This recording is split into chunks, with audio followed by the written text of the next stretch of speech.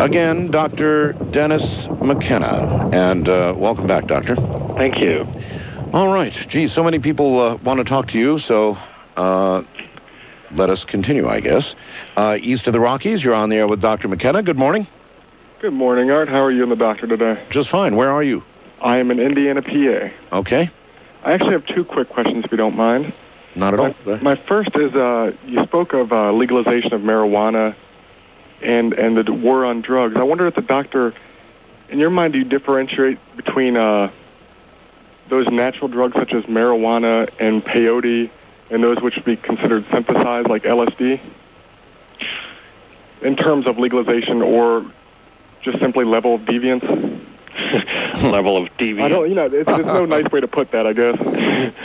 Well, no. I mean, if you've been listening to the previous conversation, we were making a distinction between plants and drugs.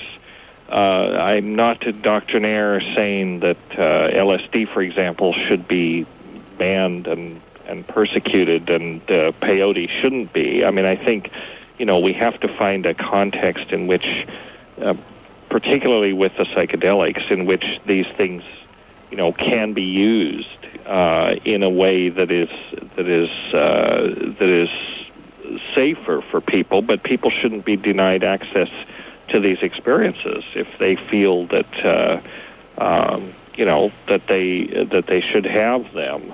I'm not sure what you do about the war on drugs. That's just one example that, right. It has to do with the fact that you form relationships with drugs or plants, and it's much easier in a way if you have a relationship with a plant that happens to also be a drug. I think it's I think you have a much better chance to have a good relationship with that particular entity if you grow it, if you nurture it, and in return it provides you with a visionary experience. I mean, that is a true symbiosis, and that's what we're talking about. It's harder to have that kind of relationship with something that may come in a gelatin capsule, or in the case of LSD on a window pane, square of gelatin. Not that it's not possible. I mean, I know that people do use LSD in a creative way, but it's this whole issue about how do we, if people are going to have relationships with drugs, how do we foster good relationships, mutually beneficial relationships, rather than destructive relationships. And with some drugs, because of the way they work, because of their neurochemistry, it's more difficult to foster good relationships in the sense, good, bad, these are charged words, but you know what I mean. Right. Relationships that are not self-destructive. With the psychedelics, I think it's much, they lend themselves to a more positive type of relationship because they do open the way into experiences that many people would consider spiritual experiences. All right. And my second question, and pardon me if either of these were mentioned before, I didn't catch the whole program, but not too long ago I was watching TV and I saw something on the CIA admittance of using psychedelics and things like LSD in the 50s for, right. I guess you'd call it quasi-mind control, more just... All right. Right. Caller, hold it right there. That's great, because that's exactly where I was going, Doctor. The government had a relationship with LSD for a while. Right. And I guess not such a good one in view of what they did. Right. Well, these drugs don't particularly have moral qualities in the sense that, if you're a bad person, just taking the psychedelic is not going to make you a good person. It's a two-sided, it's a two-way street, as in any relationship. It depends on what you bring to it. Just because just because the CIA used LSD in their experiments it didn't turn them into saints, obviously. No, it didn't. So these things are morally ambiguous in a certain sense. They can, and you see this again in the traditional context where ayahuasca is used, for example, in mestizo society in South America. an ayahuasquero, just because he knows how to use ayahuasca, is not necessarily somebody you can trust or somebody you want to trust. There is a whole other subtext going on of what's called brujeria, or what we would call black magic, where they use the powers to put hexes on people. Mm-hmm. And in fact, in Peru, in Mestizo Ayahuasquero society, illness, disease, misfortune, all of these things are almost always seen as the effects of some brujo, some evil practitioner having put the whammy on you. Speaking of evil practitioners, was Terence or yourself ever approached by anybody in government? You mean because of our involvement in these things? Yes. Well, not for a long time. Not since 1969, actually. 69, huh?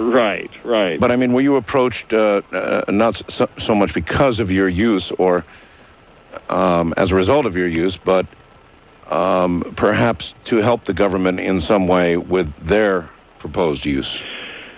No, not really. Not really. I did a postdoc in a laboratory at National Institutes of Mental Health. I was there for 2 years, and I was working on a synthetic at the time, but I was basically working on using radioactively labeled analogs of STP to map serotonin receptors, to try to map the serotonin receptors in the mouse brain or in the rat's brain. But I think it's interesting that, I was able to get that fellowship. I went there, I worked there. There were never any problems. And this speaks to, one of the issues. People who are interested in psychedelics, in doing research on psychedelics, often say, we can't do it. The government will not allow us to do this work. Mm-hmm. That really isn't true anymore. That is changing. Rick Strassman, the fellow I mentioned who just wrote the book called DMT, The Spirit Molecule, he was really the pioneer. And for a lot of this work, he showed... he got tired of people. He was a qualified psychiatrist, an investigator at the University of New Mexico. He got tired of people saying, you can't do this work. So he decided, well, I'll do it. And he applied. He went through all the channels. He got approval, and he was able to give DMT to people in a clinical setting and do this work. That sort of opened, I wouldn't say the floodgates, but it opened the door a crack. And now there are other researchers are, beginning to look into this again. One of the websites I gave you, the Hefter Research Institute, which I'm a board member of, and it's on the web at hefter.org. We're basically a bunch of scientists, neuroscientists, psychiatrists, ethnopharmacologists, people like that, who want to do legitimate research with psychedelics to try to find out, well, basically not only how they work, but how they might be used to help people. Well, what about applications in mental illness? Well, exactly. These sorts of things. In one sense, you almost have to go the medical model. I don't say that they should always be used, to treat people who are sick. They can also benefit people who are not, who don't really have illnesses, but who might just want to learn from the experience. But if you're trying to work through these academic, government, and research channels, you sort of have to come up with a rationale. Where, is there an illness? Is there something that these things can treat? And in fact, there are. The focus right now is on things like obsessive-compulsive disorder, for example, post-traumatic stress syndrome. These sorts of addiction is another big one, alcoholism. Potentially, psychedelics could be used in therapies for these sorts of things. But and who knows where it ends? I don't know how many of you saw Andy Weil on 60 Minutes the other night. I didn't see the show, but he actually came out and admitted what he said many years ago, that LSD cured his allergies. So who knows? Who knows, indeed. Yeah, I mean, he had an experience where he had been very allergic to cats all of his life, couldn't get near them. One day he was on LSD, and a cat crawled into his lap, and he didn't have any allergic reaction and claimed that he never had one since. Isn't that interesting? So that's rather remarkable, I think. Very remarkable. West of the Rockies, you're on the air with Dr. McKenna. Hello. Good morning, gentlemen. Good morning. Where are you? This is Gary from Earthquake, Seattle. Okay. Everything is going smoother up here, fortunately. Good. Glad to hear it. Yes. Dennis, I was one of those people who had very many good thoughts about your brother. I think he was a tremendously courageous and brilliant person, and I wished he was still with us. Well, we all do. We all do. Thank you. Yes, we do. We need more like him. Ari, you said a couple profound things I just heard recently. One of the things you said was that, I'm one of the people that feel that our society was on the right track during the 60s, and I think we've taken huge psychic damage since then. Mm-hmm. Yes.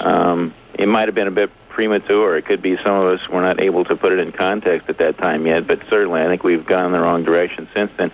One thing, the caller before this, or two before this, he had some great things to say, and I came along at an age group right behind him in the mid-'70s, and I was fortunate to go to college and find a group of friends, and after some research, we decided that these substances had been around for thousands of years, even long before Christianity and its teachings, and that's why we embarked upon taking many of these psychoactive drugs, and, we had nothing but positive experiences. I would say to your audience, for instance, they have nothing to fear from these substances. They take you inward and they take you upward, and they lead you to nothing but more profound thinking. Well, I don't think fear is really the model, but I do think they should be respected. That's the thing. An earlier caller said, for example, that, they're just fun. You should remember, something that's not being said is they're just a lot of fun. Well, they can be a lot of fun. That's something Terence might have said. They're not always fun. I completely agree with that. The two experiences, I think, if we had it in our power to give people on this earth to help us make a psychic breakthrough, I think the two would be to help people take psychoactive substances and maybe to put them in Earth orbit for 24 hours and just let them float there and look down. Mm-hmm, mm-hmm. I think that would help our society progress more than anything at this point that I can think of for us to do. Well, in the right context, I think it could. I think it could. Going back to this, what an earlier caller said about how, the perception is that if you take psychedelics, you have to be dysfunctional, or the larger society thinks it drives you crazy, or it makes you feeble-minded or something. In the course of working, I worked with my colleagues on what we call the Huasca Project. We did a biomedical study of Huasca, which is the Portuguese transliteration of ayahuasca, and Huasca is used in Brazil by several syncretic churches, one of which is called the UDV, the União do Vegetal, and it's a syncretic church. And ayahuasca is their sacrament. What was most amazing to me in the process of doing this study, we had to hang around with these people a lot. Subjects were, being tested, and we were drawing blood samples, and we spent about 5 weeks in very close contact with this group in the summer of 1993 when we were doing this study. But what was remarkable was just experiencing this society. They're a very close-knit community. In lectures, I've referred to them as psychedelic Mormons, with the meaning that is meant to be complementary to Mormons and the UDV, in the sense that Mormons also place a great deal of emphasis on, being productive members of their community, having a close-knit community, being creative, being successful in business, not, in other words, being a drag on the society, but trying to help society. And these people were much that way. I mean, they had much less incidents of domestic violence, for example, than is common in Brazilian society. No alcoholism, no drug abuse. Most of the people were successful. They were doctors, lawyers, businessmen, even politicians. So I was just impressed in hanging out with this group how high functioning most of them were. And, their kids seemed healthy and intelligent. Their families seemed stable. And a lot of it, of course, had to do with the community that they were involved with. I mean, it was a very, very close-knit community. But I think a lot of it also had to do with the fact that they had this tea, as they call it, this huasca, as their sacrament. And, every 2 weeks at a minimum, they would take it in large groups every 2 weeks. And I think they learned from that. And it helped them to keep their lives on track. There were aspects of the UDV that I would not... I don't really... I would not join a cult. But if I was going to join a cult, that might be the one. That might be the one. Caller, anything else quickly? I just believe our government, as you said earlier, I think our government fears these substances and does not want people to have access to them. Let's remember, most of them are not physically addictive as far as we know in any way, shape, or form, the psychoactives. The psychedelics. Psychedelics. Right. I believe they lead to far too much contemplation and deep thinking, and the government is afraid of that, just as I believe they're afraid to tell us the truth about what they know about possible extraterrestrials coming here. Yeah, I think that the caller's got a point here. I think not so much with the so-called drugs of abuse, but with the psychedelics, the problem is that they make you have funny ideas, and funny ideas are always a threat to the established order. Well, yeah, they're viewed as anti-productivity. Well, anti-productivity, or they just don't want people thinking too much. I mean, that's a more sinister aspect of the drug war that does concern me a lot, in that, in some ways the drug war is not about protecting people from harmful substances. It's about controlling states of mind. It's about saying, certain states of mind, certain territories are just off limits, and people should not be allowed these types of experiences.